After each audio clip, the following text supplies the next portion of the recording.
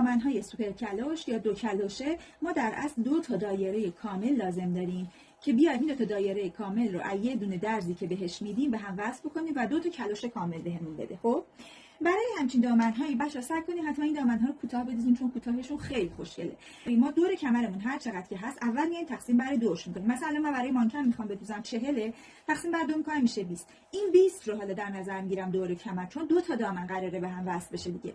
20 رو میام میذارم تو فرمول کلوش کامل که هستش دور کمر تقسیم بر 6 منهای نیم. درست 3 رو از نقطه 0 الگوم بچه‌ها میام پایین و قد دامنم هم حدودا 20 در نظر میگیره، یعنی این رو باید 2 بار بندازم روی 4 لا و این رو میذارم روی 4 لا به این حالت. من باید در راستای پارچم اینجا یه چرت تو دهانه بزنم که بدونم راستای پارچه من کجاست. بعد دوباره که میخوام به اون یکی دامن وصل کنم بدونم. الان اینجا رو چرت دادم، اگه باز میکردم دیگه نمیدونستم راستاشو، چون باید یه درز باز کنم اینجا که بعد بتونم به اون یکی دامن وصلش. بچه ببینید چه دامن بامزه‌ای شد.